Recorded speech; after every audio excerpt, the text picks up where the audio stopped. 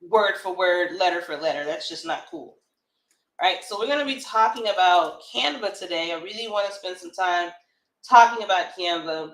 Last Thursday, they did their Canva Create, and I have a couple of lessons that I walked away with, some practices, and the things that they did isn't necessarily new, but to see a company at that size, that level, year after year success, I I think that we can learn something. Sorry, getting a little feedback here.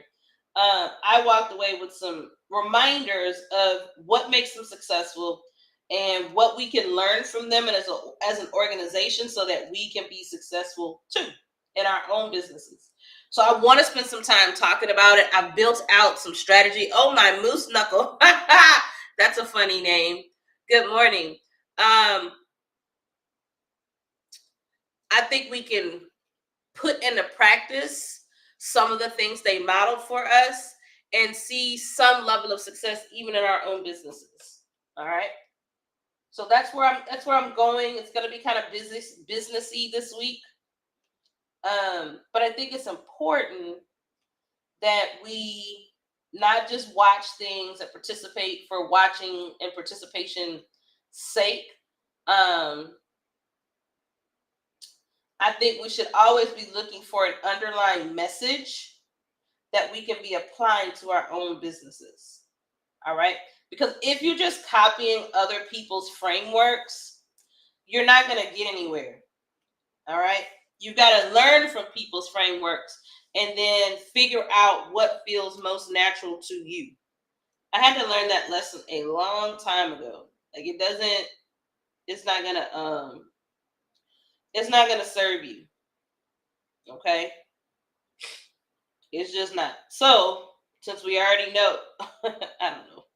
Since we already know that is the case, we might as well navigate in that fashion. It's not plugged up. It was about to be over. I'm about to say live over. I'm done. I quit.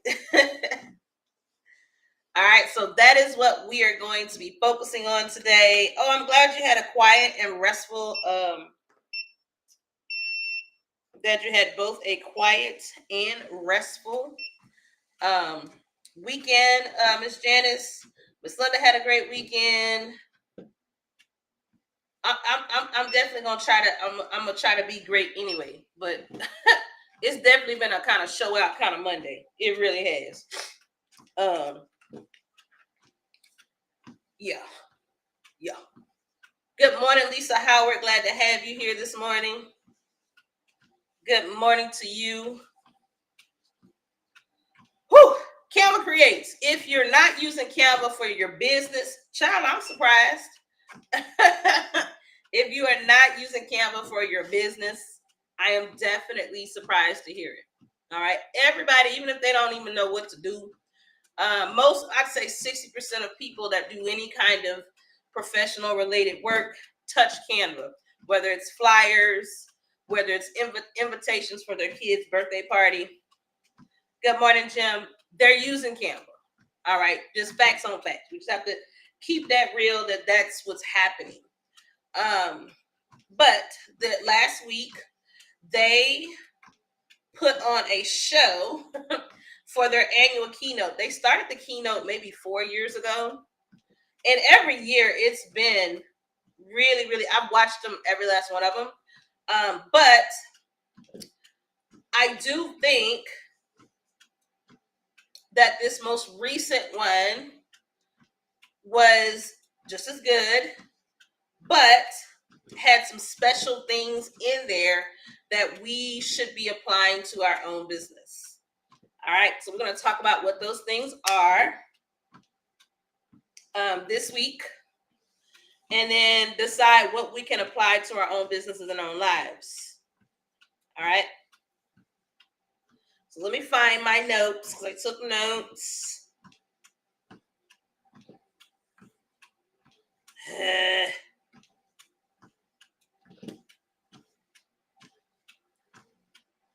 Did you guys watch the Canva Create? Did you like what you saw? Let me know in the chat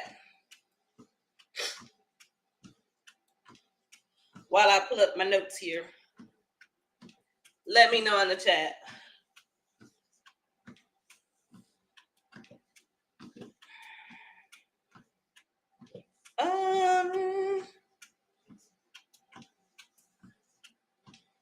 There it is.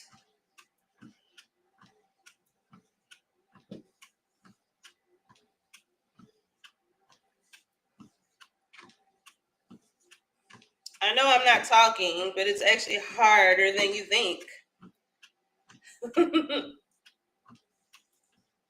Harder than you think. All of this is harder than most people think. But let me get all my little notes here.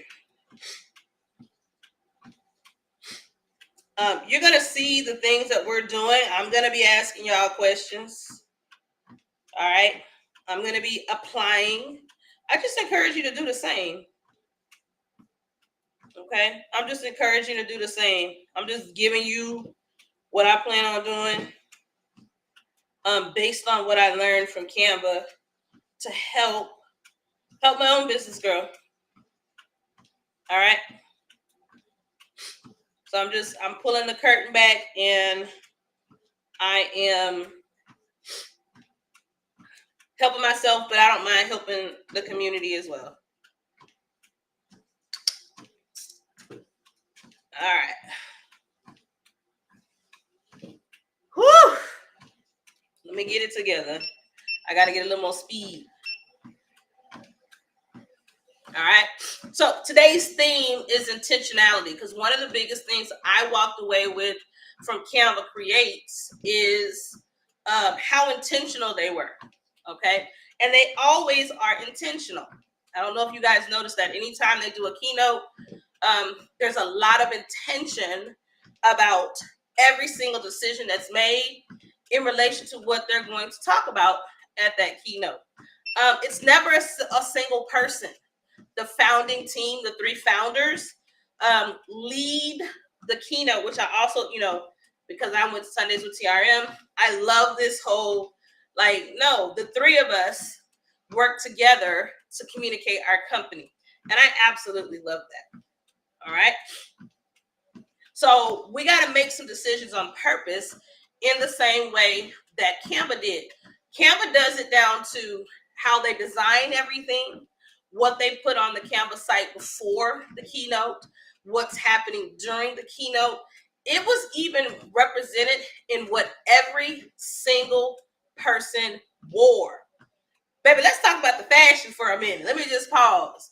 Everybody's outfit was cute. Yes, I want the sparkly jacket that the founder had on. Everybody was color blocked from their head to their toe in Canva.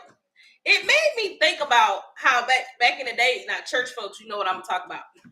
Church folks, remember when it was your Sunday to sing and you had to wear all white or a red skirt with a white top, black, but it was like that. Everybody was coordinated. All of that was tied to intention. All right?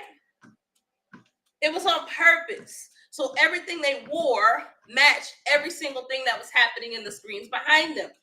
This was their most simple presentation. Okay? They kept it simple. Their theme was make complex things simple. All right? To simplify workflows, processes, even in how they communicated the changes, they kept it simple. They started with a song at the top, they ended with a song at the end, and really, it was just a collection of them communicating their data thoughtfully, okay? They also showed us what it meant to design with empathy, okay? This presentation was all about their customers. They included videos of their customers, and of course, we didn't know this at the time. They spent the last year collecting customer feedback in the form of videos, in the form of looking at their support questions, right? over and over and over, it was this constant theme of what do our people say they need? What trends do we notice? What are some things that keep coming up?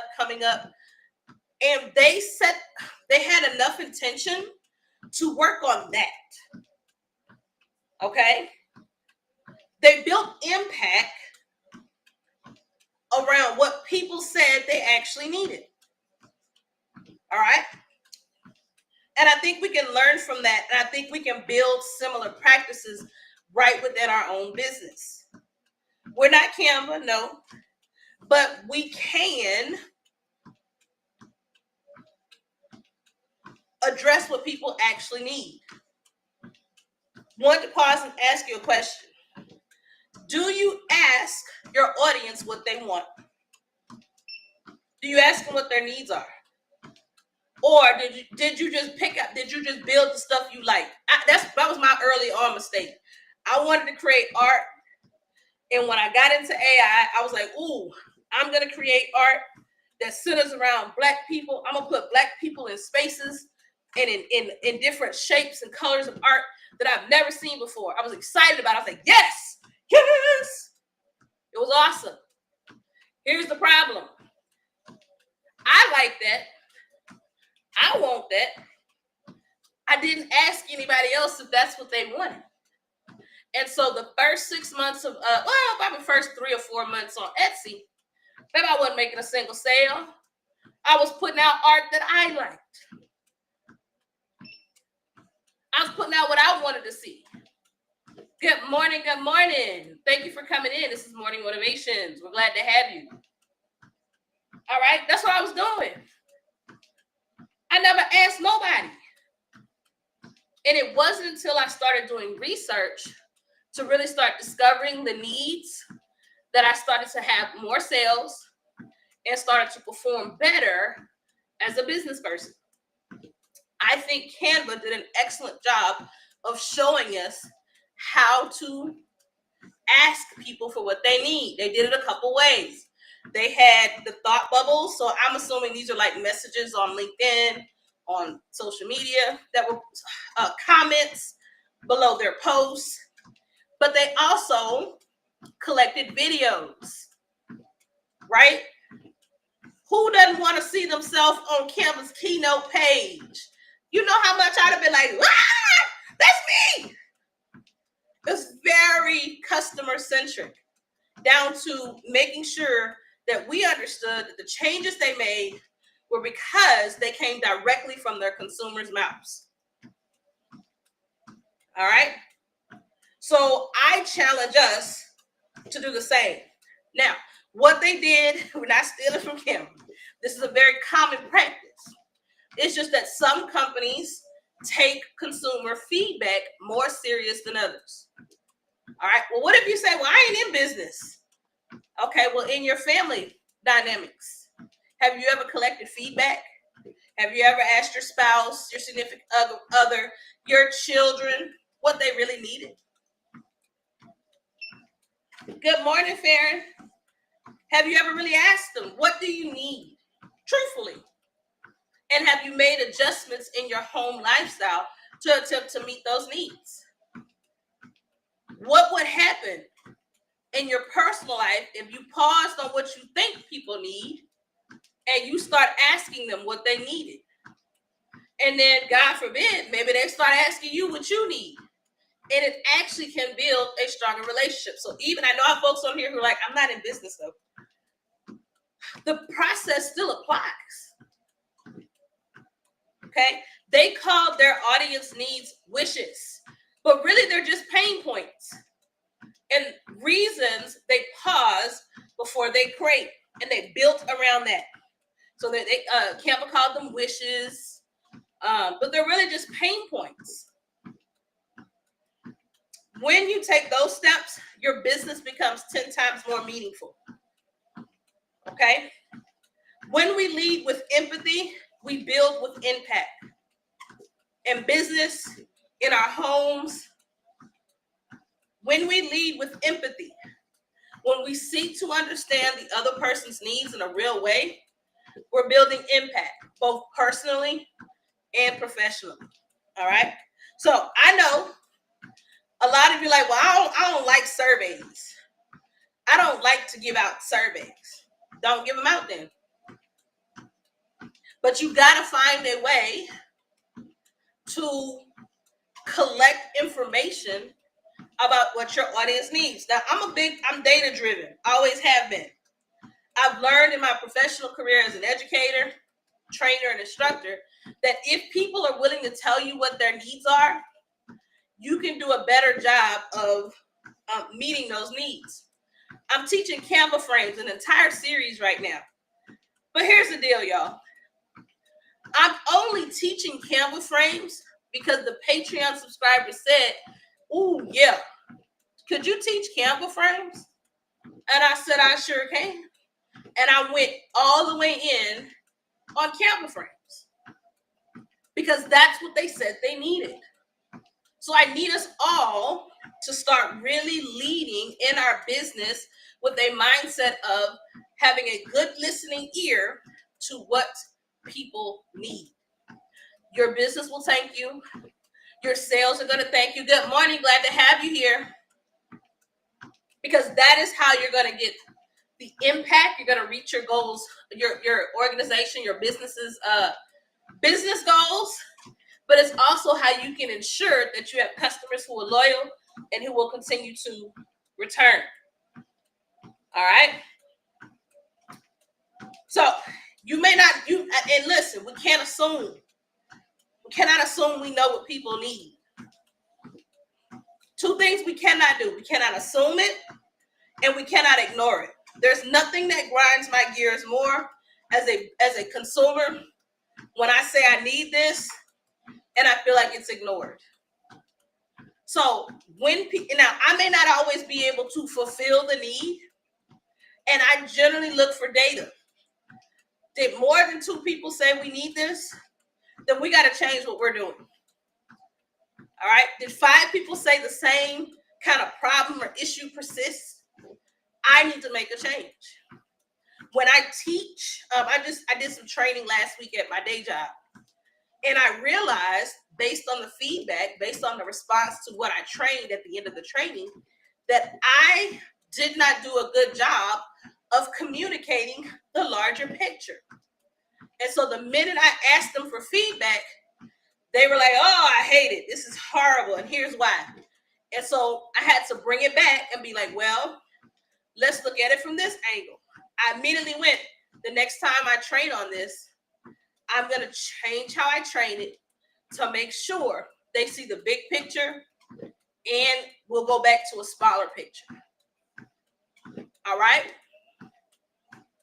You got to be able to do that. Being data driven in your business is not necessarily just about numbers. It's more than just how many people bought, how many units you sold.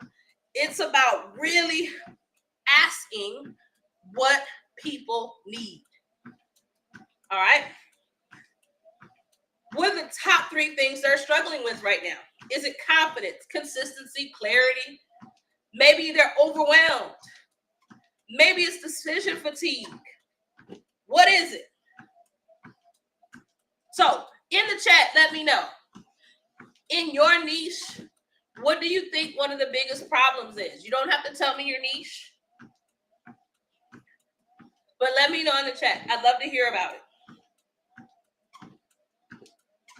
And then if you're like, "I don't know," then just drop a 1 in the chat. All right. And we'll talk about what you can do if you don't know. Okay.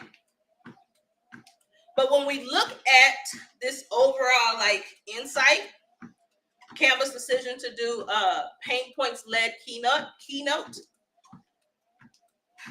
Canva went to the source. They studied patterns and they made changes based on the people they're here to serve. All right. So what we're going to have to do is we're going to have to follow the same structure. All right. They went to the source. You got to ask your audience what their needs are. You're going to have to do it multiple times because people don't like being asked. They don't value it the way you value it. So you're going to have to ask multiple times. Canva asks multiple times, multiple ways over the course of many months. Okay, so this collecting data is something you're going to have to do over a long period of time. If you ask one time and nobody does it, you didn't ask enough. All right. So ask multiple times. You got to go to the source. Then you have to study the patterns. Are lots of people saying the same things? Are there things missing in what you do? And if that's the case, if those patterns teach you something that you can do better or differently, do it.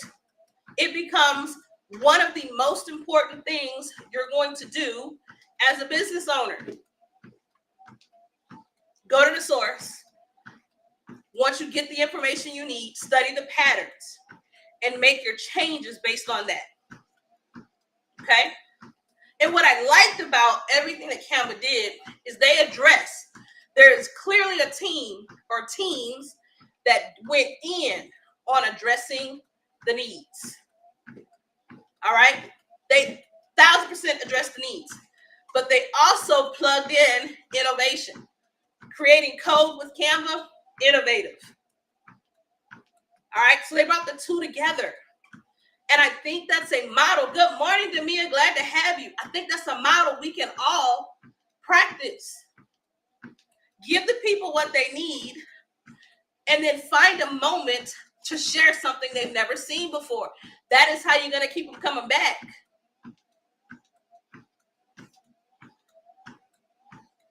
You got to ask. You have to ask. You have to study the patterns and make changes in your business based on that. All right? I'll give you a TRM example. Early on in our TRM journey, people wanted a calendar. We use Patreon. Patreon does not have a calendar feature built in. You know I didn't ask them for one, no. They need one. All right? They don't have one. And so we had at least 10 people at different times, different ways say, hey, do y'all have a calendar? Where is the calendar? Got a calendar? We had two options. We could ignore what was clearly a need, what was clearly a pattern, and did what we felt was best for us. But in taking that route, we would lose consumer interest. So we built a calendar. We figured out a way to streamline that calendar and make it as simple as possible. And now people can access our calendar, see when our events are, notate changes, the whole shebang. Right? So it's a very simple example of how you can address a need, especially when people keep bringing it up. Okay?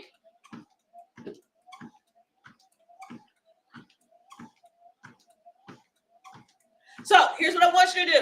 Here's the thing that we're doing. Oh, wait, I missed a spot. Hold on.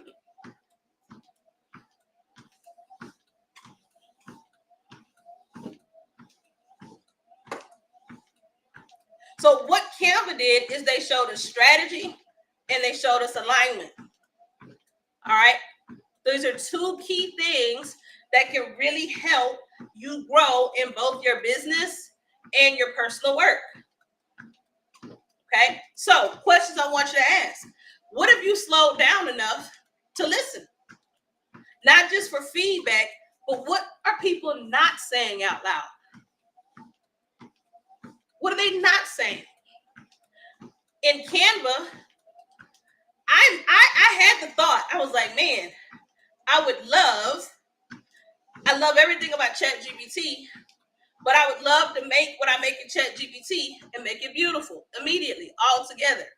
I never spoke it, but I know I've had that inkling of a feeling. Canva's Create with Code speaks to my unspoken need. It allows me to code. They make it beautiful. And all I got to do is ask the right questions, right? That's innovation. I never said it. I'm probably sure someone did. So you've got to be listening enough to see the patterns, but also note what they're not saying out loud. Okay, because that's where the real magic is as it relates to your business, and that's where your empathy and action, that's where the two are going to meet. Okay.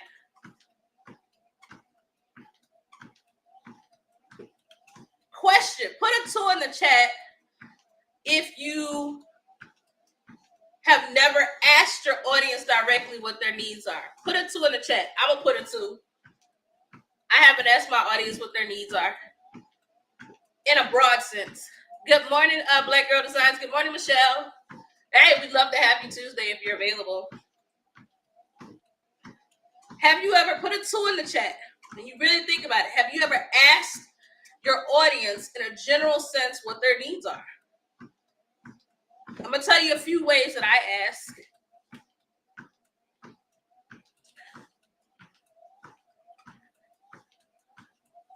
I do keyword reports.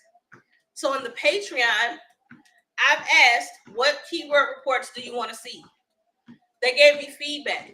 They gave me so much feedback that I'm going to be able to make keyword reports centered on their needs and not just what I think they should have. All right. So I have a product. I asked them what kinds of things they want to see with that product. They gave me feedback. I'll be able to use that feedback to better speak to their needs. Very simple example. Okay. I teach classes. Good morning, Bree. Glad to have you. I teach classes. Those of you who take my classes, you know that I have a pre-learning survey. Okay, I do it about 80% of my classes. I don't do it for all of them. When I'm in a series, I try not to do it as much because it can get annoying when I'm in a series. But I do ask. So I have a pre-learning survey. I really push my learners to complete the survey. Why? Because it informs me on how I can structure the learning to give them more of what they need. I also ask for their name so that when they attend training, I can say, hey, this thing you said in the survey, here is where it shows up in my class. All right? And if you're taking classes with me, you know that I send us a pre-learning survey. Yes, Damia, yes. We got to be able to measure where we start and where we end. Okay, so when I teach a class, I send out a pre-learning survey. Most people, if I have maybe 5% of the people that scheduled the class fill it out, it would be wonderful if everyone fills it out, but they're not. But it's always just enough people that I get enough insight about what their needs are that I can adjust for the whole group. So if you teach, start sending out a survey before you teach to get better information about what they need so you can address it. Sometimes they don't know what they need, and they'll say that. That is information too. After I teach a class, I ask for feedback. You can give me positive or you can give me a critique. I accept both. I tell my audience the greatest gift you can give is the gift of feedback. It's the only way I'm going to improve. If you didn't learn anything, I need to know that. If I went too fast, I need to know that. So that's one of my tricks of the trade in teaching. Pre-learning survey, use that survey to make adjustments to my instruction, ask for feedback, positive and critiques. Use that information to continue to improve. Good morning, Nita. The digital spot code. Good morning. Glad to have you this morning. This morning, we're talking about Canva as a business and what we can learn. Good morning, Charlene. This morning, we're talking about Canva and the presentation that they did. their keynote, and what we can do as business owners to learn from them and grow our own businesses. All right. The first thing we talked about was having a customer-centered approach. They have a customer-centered approach. They asked people what they needed.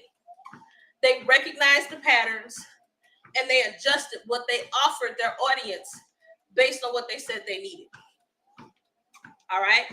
I found very early on when I got into this space that people didn't care about what the learners needed.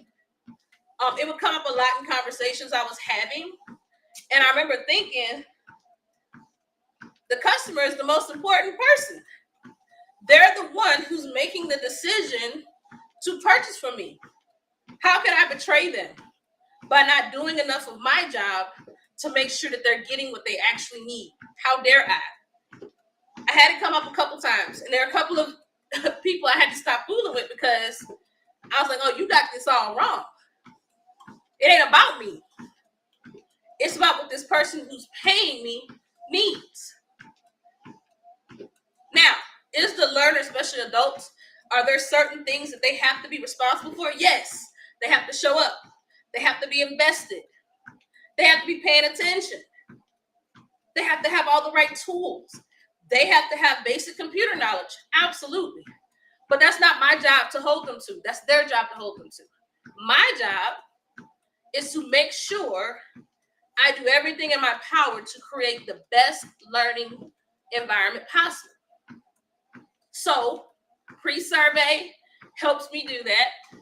Post-survey helps me do that. Also, it helps with my credibility. People find me more credible when someone else says, hey, she can teach. Good morning, Infinite Rocket Power. Canva showed us the same thing. All right, they showed us the exact same thing by centering their entire keynote on what the customer said they needed. All right, so when you're able to, so here's a challenge for the week. Okay, I want you to sit down and I want you to write down your audience's top pain points. Now, I know earlier, many of you said, I don't know. I do digital art. They don't have pain points. Lies, you tell. If you sell clip art, there are pain points. If you sell digital art, there are pain points. If you sell GPTs, there are pain points. If you don't know, we're going to ask multiple times. We're going to look for patterns, and we're going to make changes. So if you don't know, the first part of this puzzle, before you write pain points down, is you need to start asking. You got to start asking. And then you got to look for patterns, and then you got to make changes. Okay? It's not hard. So your thought, your challenge this week, depending where you are in your journey, is to figure out a plan to start actually asking your audience what they actually need. I'm going to do it. Be prepared. Be prepared, because I'm about to do it. I'm about to start asking these questions. Please answer if you can, so that I can be better, so that my business can be better. Okay? And businesses who do that and actually make the changes are businesses that blow up.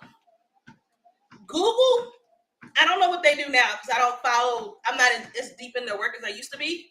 But Google, when I worked in public ed, they were chiefs at asking for feedback and making updates. I would say their weakness is they didn't tell the community in a direct way. That was their weakness. They should have told, like, just like Canva has, they're telling the world. I think Google could have did a better job of telling the world how responsive they were. But they were one of those companies that were extremely in tune if they take feedback and make changes to their products based on that feedback. Okay?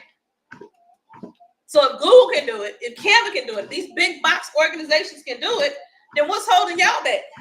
What's holding me back? Let me see. Feel free to ask questions and I'll see if I can help you. Oh, good question. So Demia says, do you find polls or surveys work better in socials?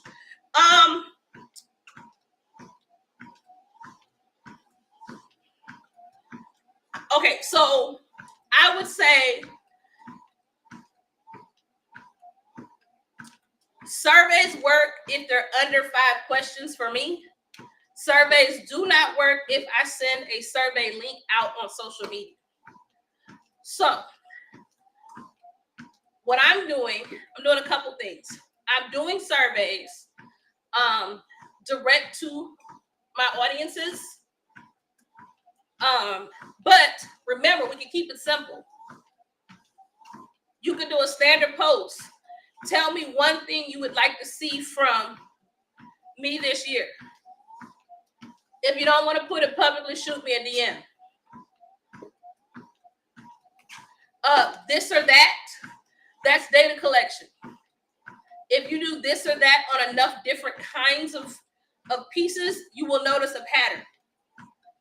So if you're doing anything on the socials, I would do one question and I would keep it broad, because people are more likely to answer one question on social media. They're not going to ask a bunch. And then you use your email list. And, just like everyone else, you can attach a prize to it to get more people to do surveys. Attach a prize to it. Okay? But in my experience, 5 questions or less. 5 questions or less. And I usually keep them simple.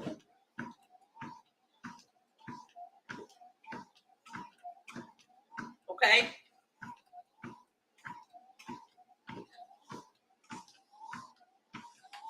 Oh, good. So Charlene says she needs to collect reviews this week. This is an on-time topic. Hey, collect reviews. Pinsite, which is what the landing page I use Pinsite.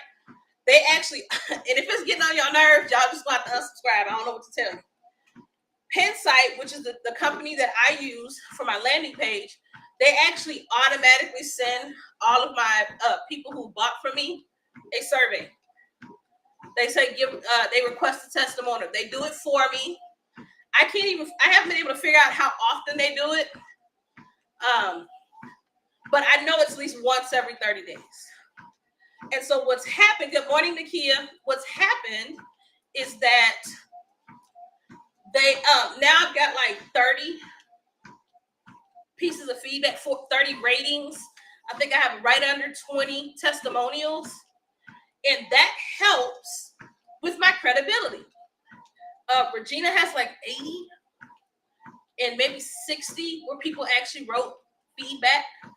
And what I like about Pinsite is you can give the person direct feedback that doesn't go on their landing page, and you can give them public feedback.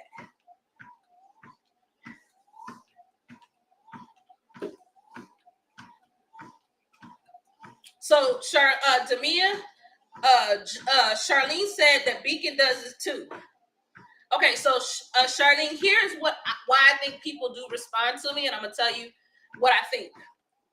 I ask. All right, I ask multiple ways. When I'm teaching classes, I ask at the end of class, while it's fresh on their mind how they're feeling. I ask. All right. Then when I send the follow-up email that has all their resource, I ask again. Okay, that's my second ask. All right. Then and y'all are gonna see this happening this week. I think Kelly gave me some feedback this week. She got an automated email. So I'm being the voice of collecting the feedback. And I have found between that and Pinsite automatically sending their emails, I'm getting more feedback. And most people do not leave written feedback. They'll just hit the number of stars and submit. All right. But you've got to train your audience to do it. You got to say, hey, and I do it. Those of you taking classes with me, you know I do it. I'm telling y'all, the best gift, it's a free gift. When you give an organization feedback, you're empowering them to be better for you. And you have to spend time communicating that to your audience. Now, most of my business is business to business. So I support teaching and training other business owners on how to improve. Right? So I got to walk the walk. The same thing I'm saying that you need to do, I got to do it too. It just blew my mind how well Canva dominated that principle, and it's making a huge impact on the products and services they provide. Because now I'm getting stuff I know I ain't even think to have, but it's in there. It's in there because somebody asked. All right. So we got homework this week, and my folks who don't have a business, the same thing applies for your family. Ask them for feedback. I want you to ask them for feedback. Write it down. I ask my children for feedback. I have to keep asking because they're not, it's been about 6 months I've been doing this. What can I do to be a better mom in your life? Where would you like to see more of me? And I've been having to keep doing it until they're comfortable enough to give me honest answers. Ask your spouse.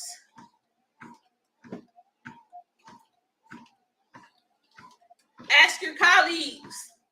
Hey, I love being part of the team. Anything you need for me to help that would help make this smoother for you? And listen, do not get upset with the feedback. It's their truth. Use it. Use their truths to fuel the improvement of yourself or your business. All right? I'm about to do some rounds of feedback. All of it's not going to be good.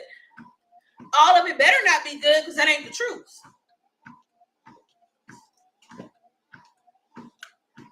Okay? It's just not the truth. So that is our homework. That's the homework for this week.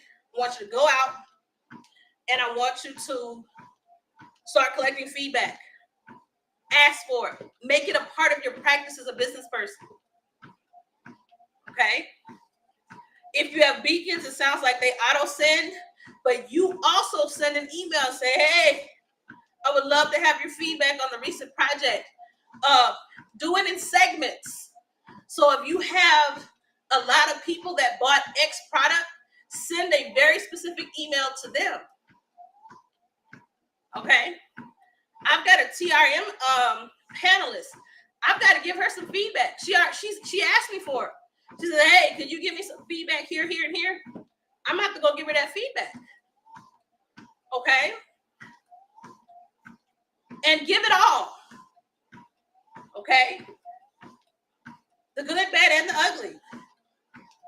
So that the person can work to get better.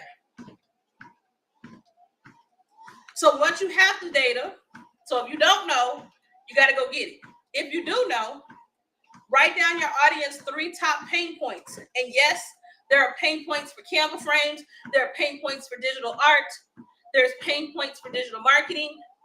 But you got to go figure out what they are. Everything has a pain point. You got to figure out what it is. The best way to do is ask. Okay? And then after you ask the question, how can I be a solution to one of these without overcomplicating it? How can I be the solution without making it difficult? Okay? Because remember, this is what Canva showed us. They showed us that simplicity isn't lazy, it's powerful. It is powerful when you keep things simple. When you cut through the noise and you give people what they actually need, you build trust, you build loyalty, you build impact. And most importantly, you build from your purpose and not just pressure to put stuff out. All right? That's my word for today. I hope that is helpful. Put a 1 in the chat if you feel like you've got something tangible you can do this week based on our conversation. Put a 1 in the chat if you have something tangible you can do this week based on our talk today? Put a 1 in the chat. All right, Kelly, no worries. Put a 1 in the chat if you feel like you can do something tangible in your business based on our conversation this morning. All right, I see the ones coming in.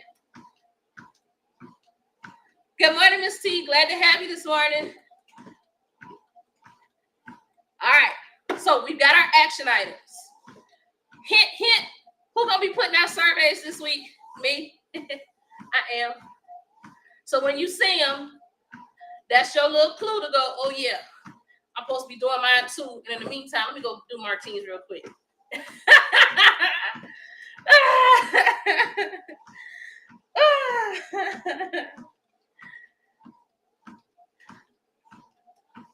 All right, so Charlene says she's updating her Google profile and she's ready to collect that feedback. Absolutely.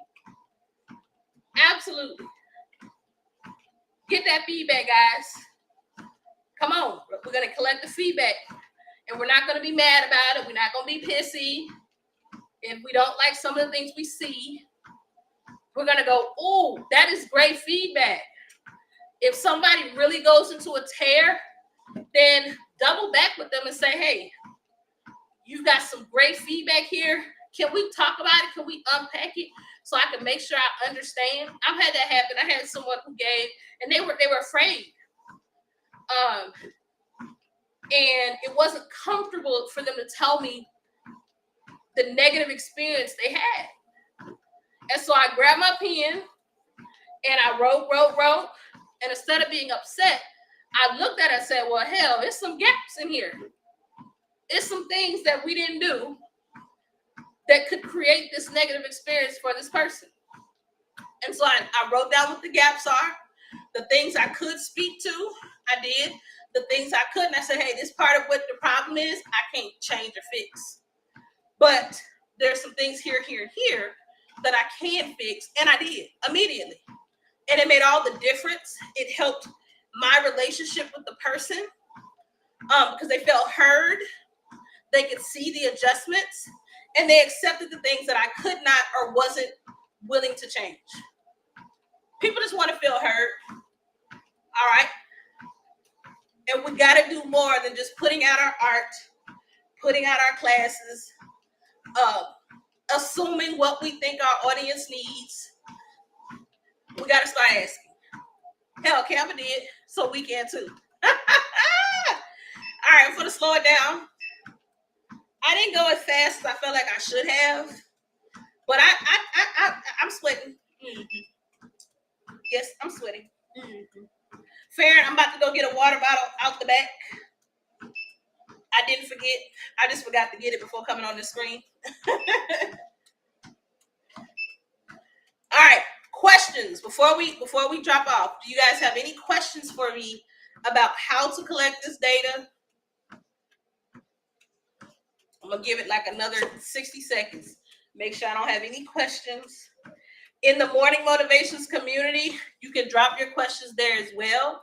I'm going to take my time, put today's call in the group so you can watch the replay. You can drop your questions there. You can send me a direct DM because I want to see your businesses grow. Okay. Wednesday, I'll make a note to do this Wednesday. Wednesday, I'll do some research and see if I can find a few ways you can use ChatGPT to help you build out these surveys. I'll do that Wednesday. All right. Camel Creates was awesome. I want to be like Camel when I grow up. So as a business, so since I already know that, I'm going to follow their lead and do more work into getting feedback. Good morning, D Texas. I'm going to do more of that. And you should too. All right. YouTube and Facebook. I'll see y'all Wednesday. Same time, same place. Tuesday, we're doing the things we talked about today. We're not going to be on here live because we're doing the things we talked about today. Because see, what I'm going to say is, don't tell me you ain't had time this week. I'm going to say, yes, you did Tuesday between 7:40 and 8:30, you could have did it because normally you'd be live with me.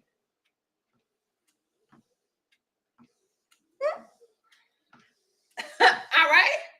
So you do have time tomorrow between 7:40 and 8:30 because normally you'd be online with me. All right. Take some time in your personal professional life and start figuring out what you're gonna do to ask people what their needs are so you can be better. All right. Don't tell me you ain't had no time this week. Because I'm gonna say, Lord, you tell. I'll see you later, Facebook and YouTube.